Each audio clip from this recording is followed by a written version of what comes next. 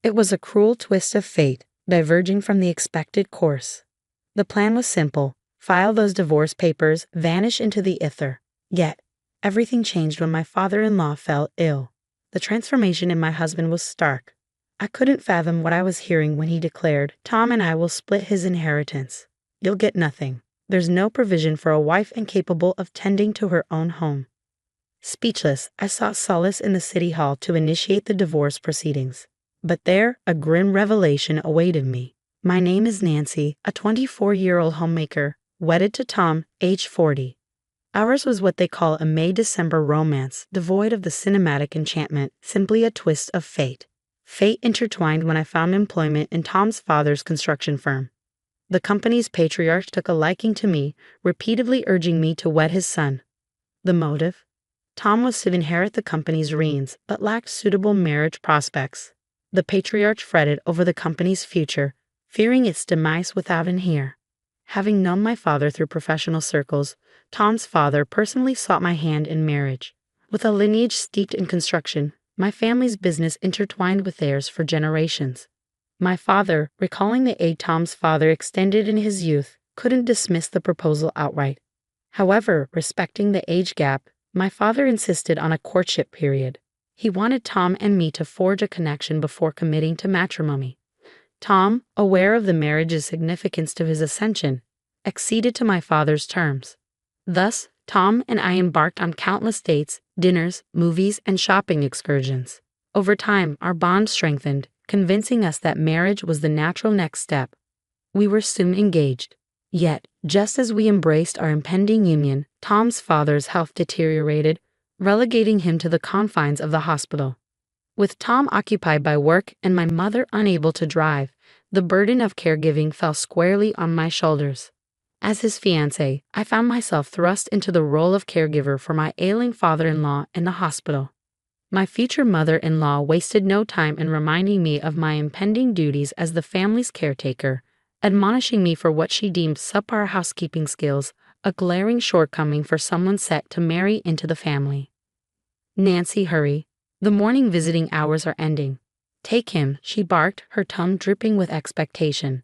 Despite feeling more like a servant than a prospective daughter-in-law, I obliged, plastering on a strained smile as I muttered assurances and rushed to start the car. Days blurred into one another as I tended to my father-in-law's needs. Then, one day, my mother-in-law proposed that I move in, citing the convenience it would afford in caring for him. Though it seemed premature, the thought of shuttling back and forth between my parents' home and the hospital weighed heavily on me. Reluctantly, I agreed, rationalizing that I would likely be moving in soon anyway. I had assumed our wedding would wait until my father-in-law's health improved, so why not formalize our union while I settled in?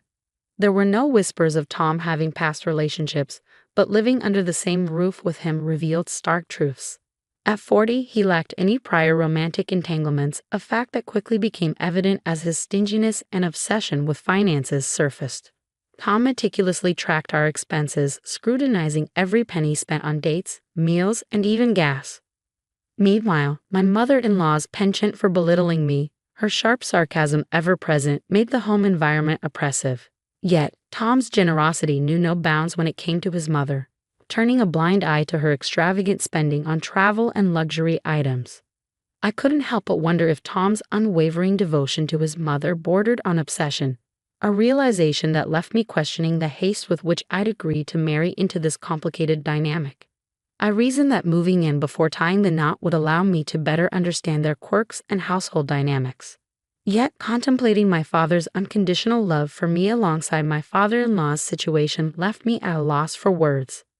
That particular day, I prepared to take my ailing father-in-law to the hospital, his condition worsening since the previous day. Amidst my preparations, my mother-in-law's treatment of me as a mere housekeeper grated on my nerves. "Nancy, have you made breakfast yet? The way you cleaned yesterday was unacceptable. Can you hurry up and just do it?" she demanded, her eyes glued to the television while Tom sat idly beside her. "I'm sorry, I don't have time. I have to take your husband to the hospital," I replied, attempting to maintain composure despite my rising frustration. "Well then, shouldn't you have gotten up earlier?" "I have to go out as well. Make us breakfast before you leave," she retorted. oblivious to the strain her words placed on me.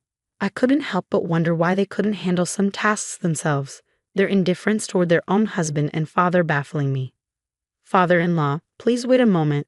I'll be finished in a minute," I murmured, rushing to prepare breakfast and serve it to Tom and my mother-in-law. Only after attending to their needs did I turn my attention to my father-in-law, helping him to his feet. "I'm sorry for making you work so much. I have to apologize to your father too," he said, moments before collapsing. "Are you okay?" I asked, fear gripping my heart as I rushed to his side, the weight of responsibility heavy on my shoulders. I was appalled to see my mother-in-law and husband carry on with breakfast as if nothing had occurred. My mind went blank, overwhelmed by the situation, until the wailing sirens of the ambulance snapped me back to reality. As the ambulance arrived a few minutes later, my husband hurriedly declared, "Sorry, Nancy, I have to leave. You handle the rest. I've got work to attend to, so please lock up." With that, they departed, leaving me alone with my stricken father-in-law. Upon our arrival at the hospital, he had regained consciousness and was promptly admitted. By the time the hospital procedures and explanations from the doctors concluded, darkness had descended outside. "I want to leave you something, Nancy, as a token of my apology for subjecting you to my ungrateful son and wife," my father-in-law murmured weakly as we sat together on his hospital bed.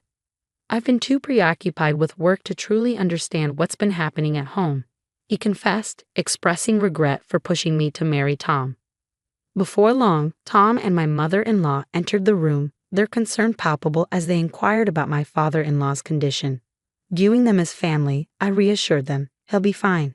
He just needs some rest, and he'll be out of the hospital soon." I recounted the doctor's prognosis to them, though it seemed that Tom's disapproval and my mother-in-law's disappointment were palpable, even if only in my perception. Days later, as I prepared to visit my father-in-law, both Tom and my mother-in-law handed me a document with green-ruled lines, a divorce decree. "It's what you've been wanting all along, isn't it? To marry someone so much older than you. But your plan didn't work out," Tom sneered, revealing that he had overheard the conversation at the hospital. "My father intended to leave you a portion of his inheritance, but we won't give you a cent. Just go file for divorce and be done with it." He spat venomously, his words laced with profanity. I was dumbfounded. His sudden outburst caught me off guard. "What?" I stammered, struggling to comprehend the betrayal unfolding before me. Unfazed by my disbelief, Tom persisted, "Just go to the government office. We'll divide my father's inheritance equally. There's no one else to share it with, and there's certainly no money for a wife who can't even manage her own household." The words I heard were appalling. Despite my father-in-law's imminent discharge from a hospital, their conversation hinted at an expectation of his demise, sending shivers down my spine. "How can you be so heartless? He's your family. He'll recover when he comes home," I protested, trying to dispel the ominous aura.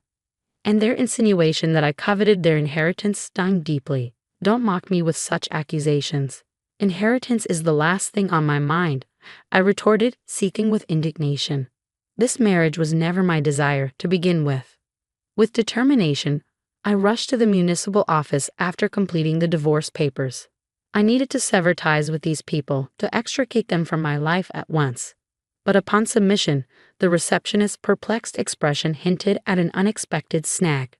My name didn't match their records. Confusion mounted until I provided my maiden name, which aligned perfectly.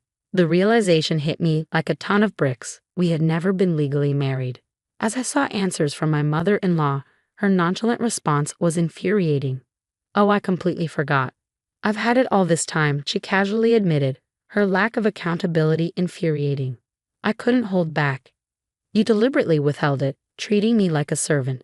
But now you jest as if it's a trivial matter." I lashed out, the frustration boiling over.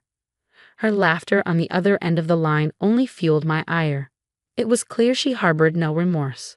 She needn't fret about her share of the inheritance, she chuckled, her words dripping with disdain. The sound of Tom's boisterous laughter grated on my nerves, fueling a simmering rage within me. I refused to let them get away with their deception. Calling my father, I implored him to accompany me to the government office. With a quick explanation, I hung up and watched as my father rushed in, his surprise evident. In front of my father, I demanded an explanation from the person who had assisted me moments ago. Armed with a certificate of residence, I uncovered the truth. Not only had my name been omitted, but my address remained unchanged. I had been deceived into believing that because I had registered my marriage, my address had not altered during my time in that house. Yet, I was burdened with the label of Tom's wife and forced to endure relentless toil. Faced with the inheritance issue, I was abruptly told to leave. The injustice of it all left me reeling, and even my typically mild-mannered father was incensed. Together, we hurried to the hospital where my father-in-law lay. Upon our arrival, my father-in-law, noticing my father's presence, offered polite words, unaware of the storm brewing within us. As my father explained the situation, my father-in-law's expression shifted from calm to agitation. We convened at his hospital room, deliberating on the repercussions for Tom and my mother-in-law, who hadn't visited him since his hospitalization. In a surprising turn, Tom's father proposed a solution to my father, recognizing that Tom was unfit to assume the mantle of family heir. He sought to entrust my father with the responsibility of safeguarding his business. Thankfully, the profitability of Tom's father's enterprise meant that a merger with my father's business would entail no loss. As long as the company endured in some form, Tom's father deemed it an acceptable outcome. Given Tom's character, customers and employees would likely depart if he assumed control, spelling doom for the company. In light of this, the choice was clear. Tom was not fit to lead. I made a decision, one that I believed was essential for our family's future. It was the most effective means to safeguard the company from falling into the hands of our less scrupulous relatives. Tom's father erupted into laughter, announcing his intention to divorce. She's so fixated on money that she spends her days indulging in luxury, neglecting her husband. She's getting what she deserves, he declared, seeking validation from my father and me. We exchanged knowing glances, silently acknowledging that this was a fitting retribution. The legal team and accountants my father had enlisted sprang into action the following day. After careful deliberation, it was decided to merge Tom's father's company with ours, retaining our family name. Tom, stripped of his vice presidency, was promptly dismissed, while a promising executive from our ranks assumed his position. The final decisions would await Tom's father's return to work, catching Tom and his mother completely off guard. Thus commenced the countdown to their downfall. 2 weeks later, my father-in-law made a full recovery and was discharged from the hospital. Accompanied by my father, I completed the discharge formalities and drove him home. Upon arrival, my mother-in-law was conspicuously absent, and Tom was immersed in his work as usual. Their callousness was palpable. Little did they know that the following day they would rue their heartless actions. Returning to my original workplace the next morning, I found a new vice president in place. Tom's father presided over a morning meeting, revealing the company's fate and the changes to come. Tom, clutching a termination letter, and my mother-in-law, holding a divorce decree, were left dumbfounded. "Dad, what's going on? What were you thinking?" Tom exclaimed, bewildered by the sudden turn of events. I was caught off guard by the sudden outburst. "I didn't hear about this. How could this be happening so suddenly? What were you thinking?" I exclaimed, bewildered by the turn of events.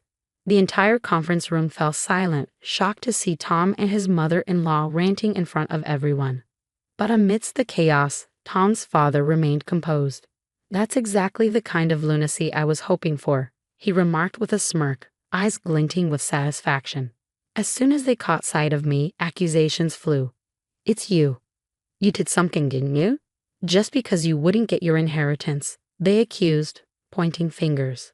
"I didn't do anything. You guys started all this," I countered, growing increasingly frustrated by their baseless accusations. Sensing the tension, Tom's father intervened, his tone firm. "That's enough. You're disturbing the morning meeting. Both of you outside," he ordered, his gaze icy. Reluctantly, Tom and his mother-in-law were escorted out by nearby employees. Once they regained their composure, they sought forgiveness from both me and Tom's father. But I had no intention of accepting their hollow apologies, choosing instead to ignore them. Despite their persistence, they gradually stopped showing up at the company. Security measures were tightened, barring their entry, and they were asked to vacate their home by Tom's father. They now reside in a humble apartment near their former residence. Meanwhile, I've resumed a peaceful life as an office worker, while my father, still seething with anger, is preparing to file a compensation claim against Tom and his mother-in-law for their actions. Their lives have spiraled into despair, a stark contrast to the tranquility I now enjoy. It seems their reckoning has begun. And while I harbor no ill will, I won't extend a helping hand either. Perhaps they've learned the hard way that the way one treats others inevitably returns to haunt them.